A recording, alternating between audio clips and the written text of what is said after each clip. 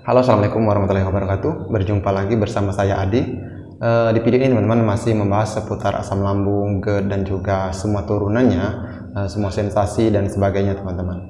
Nah, di kali ini teman-teman saya akan membahas menangani ataupun cara kita menangani ataupun menyembuhkan yang bagi penderita asam lambung, sensasi yang seringkali muncul ataupun lama sekali kita mengalaminya dan juga sangat tidak nyaman, yaitu sensasi sesak ataupun sensasi ngap ataupun susah bernapas. Nah teman-teman, sebelum saya lanjutkan, bagi kalian yang baru menemukan video ini, silakan like dan subscribe video ini dan juga tonton video-video sebelumnya agar kalian mengerti tahapan demi tahapan proses penyembuhan dari penyakit asam lambung ini. Nah teman-teman, sekarang saya akan membahas kenapa penderita asam lambung itu seringkali mengalami yang namanya sesak napas ataupun susah untuk bernapas. Nah gini teman-teman penjelasannya.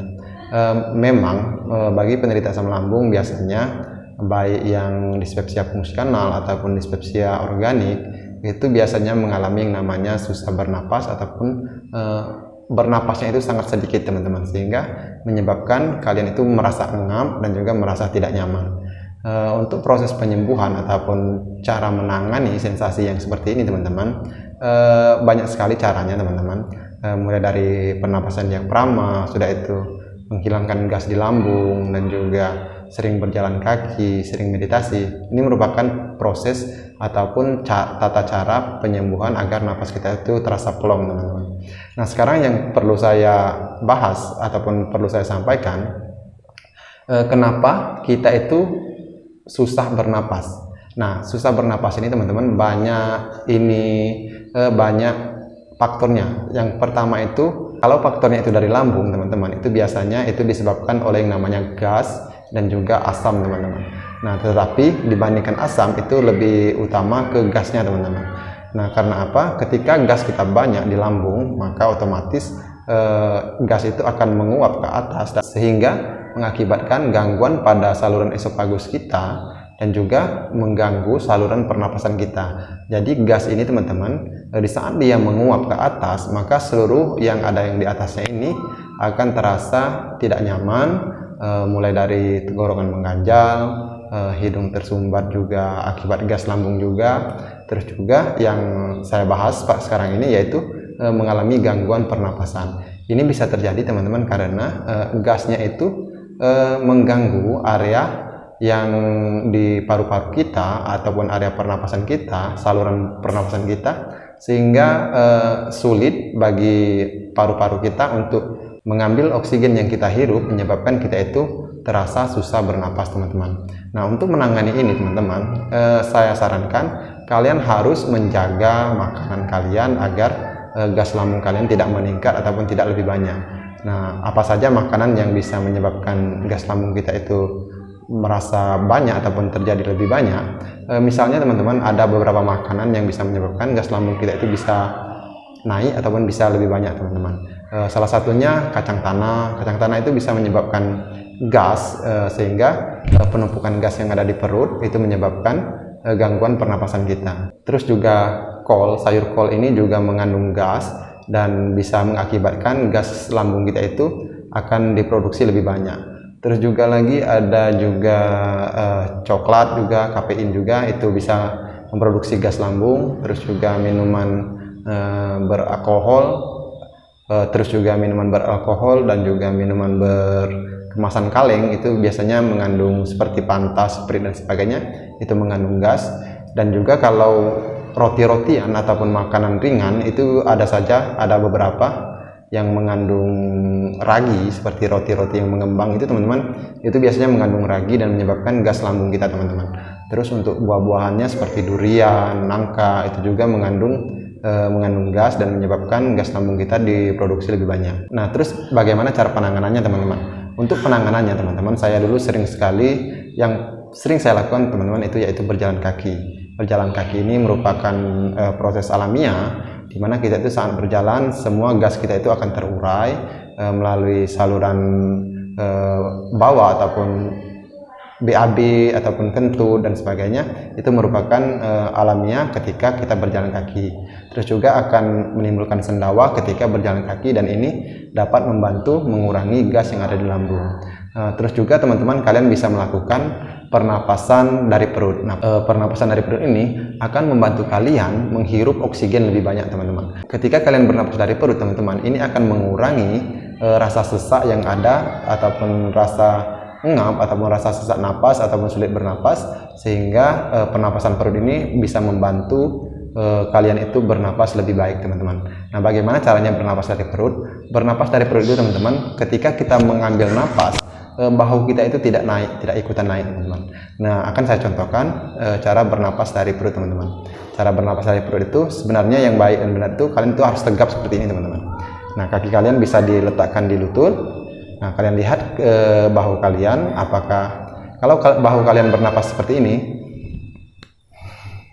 itu merupakan bukan pernapasan dari perut. Nah, contoh pernapasan dari perut yang baik itu, teman-teman, ketika kalian menghirup napas, bahu kalian itu tidak naik ataupun tidak terangkat. Seperti ini, teman-teman, saya contohkan pernapasan dari perut. Hirup dari hidung dan keluarkan dari mulut, teman-teman. Semampu kalian saja, teman-teman, bisa 2 kali, 3 kali, 4 kali, dan sebagainya. Pokoknya semampu kalian saja. Soalnya pernapasan dari perut ini agak merasa tidak nyaman ketika kita baru melakukannya. Oke, akan saya contohkan pernapasan dari perut seperti ini, teman-teman. Yang pertama, kita harus santai.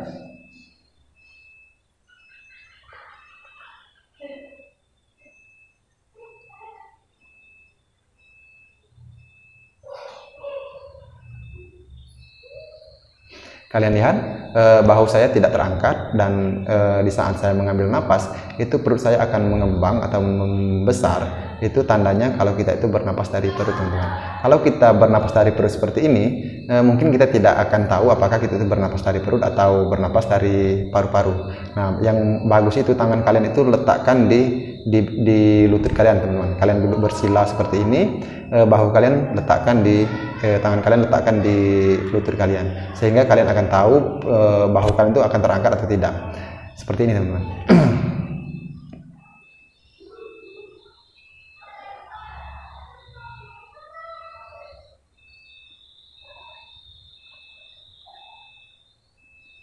Nah, saat kalian bernapas seperti ini, kalian akan menghirup oksigen lebih banyak, dan itu bisa membantu ataupun mengurangi rasa sesak di dada kalian, teman-teman. Jadi lakukan pernapasan ini minimal 5 menit sehari di saat pagi hari, terus juga 5 menit di sore hari, teman-teman. Lakukan ini rutin, ini akan membantu mengurangi gejala yang namanya sesak napas ataupun kurang bisa ataupun rasa ngap, teman-teman. Terus juga ada titik yang bisa membantu kalian ataupun menghilangkan gas dan bisa membantu mengurangi rasa sesak, teman-teman. Titiknya itu di pergelangan tangan, teman-teman, di sini 4 jari dari tangan kita, dari pergelangan ini 4 jari. Nah, sekarang kalian 4 jari ini, nah berarti di sini, teman-teman. Nah, 4 jari itu berarti di sini. Kalian tekan, teman-teman, ini di proses ini kalian tekan. Ini akan membantu nanti kalau kalian tepat menekannya, maka ini, teman-teman, kalian mungkin bisa sendawa ataupun kentut, teman-teman. Ini cukup membantu ketika kalian mengalami yang namanya gangguan pernapasan dan juga gangguan merasa tidak nyaman saat menghirup napas ataupun saat bernapas, teman-teman. Nah, setelah kalian tekan di sini, teman-teman, di area ini, maka titik yang selanjutnya ini ditekan kiri dan kanan, teman-teman. Sebelah kanannya juga nanti kalian tekan. Gimana sih? Nah, seperti ini. Kalian ambil di sini, kalian tekan. Agak susah. Nah, kalian tekan di sini, teman-teman. Nah, setelah sudah kiri kanan, sekarang titik itu ada di sini, teman-teman. Ini adalah merupakan titik lambung. Titik lambung ini. Nah, ketika kalian tekan, kalian akan bersendawa dan juga mengalami kentut dan juga ataupun sendawa, dan ini akan mengakibatkan rasa lega di perut kalian dan kalian akan lebih enak untuk bernapas, teman-teman. Tekan juga di titik ini, teman-teman, di kiri dan kanan juga. Nah, kalau lambung kalian merasa tidak nyaman, biasanya ditekan di titik ini akan merasa sakit, teman-teman. Tapi lakukan ini, tekan-tekan seperti ini, lakukan saja, teman-teman. Nanti lama-kelamaan akan baikan, akan enak, akan terasa enak, teman-teman. Lakukan saja kiri dan kanan. Bagusnya itu setelah selesai menekan kiri, kalian tekan yang kanan. Lakukan seperti ini teman-teman.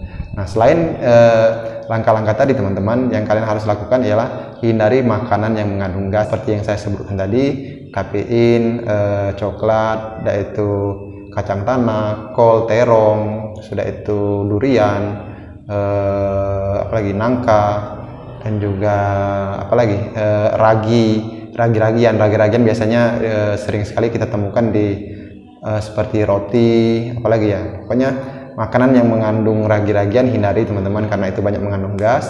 Hindari makanan itu agar gas lambung kalian itu tidak banyak teman-teman. Terus juga teman-teman, makanan ini nanti ketika kalian sudah mulai baikkan ataupun napas kalian sudah mulai membaik, silakan kalian coba lagi, dengan syarat kalian harus mulai berlahan mencobanya, jangan terlalu banyak, latihan dikit demi sedikit agar lambung kalian itu tidak terkejut teman-teman. Nah teman-teman, ini merupakan salah satu bagian sensasi yang kita rasakan bagi penderita asam lambung. Mudah-mudahan ini bisa membantu kalian, bisa menyebabkan kalian lebih bisa bernapas lega, bisa mengambil oksigen lebih baik. Dan saran saya teman-teman, tetaplah terus beraktivitas agar kalian itu terhindar dari yang namanya rasa malas dan juga melamun teman-teman. Karena apa? Rasa malas dan juga sering melamun ini merupakan proses penghambat penyembuhan dari penyakit asam lambung. Saran saya teman-teman, silakan kalian lakukan aktivitas setiap hari, berolahraga, bercengkerama dengan orang-orang sekitar, karena ini merupakan tahapan ataupun proses pembantu ataupun proses membantu penyembuhan penyakit asam lambung dengan baik dan juga dengan cepat, dan tanpa kalian sadari, kalian akan sembuh sendiri dari penyakit asam lambung ini. Sekian dari saya teman-teman, semoga ini bisa membantu, semoga ini bisa membuat kalian lebih lega, semoga kalian ini bisa terbantu ataupun wasilah kesembuhan dari penyakit asam lambung kalian. Akhir kata saya ucapkan wassalamualaikum warahmatullahi wabarakatuh.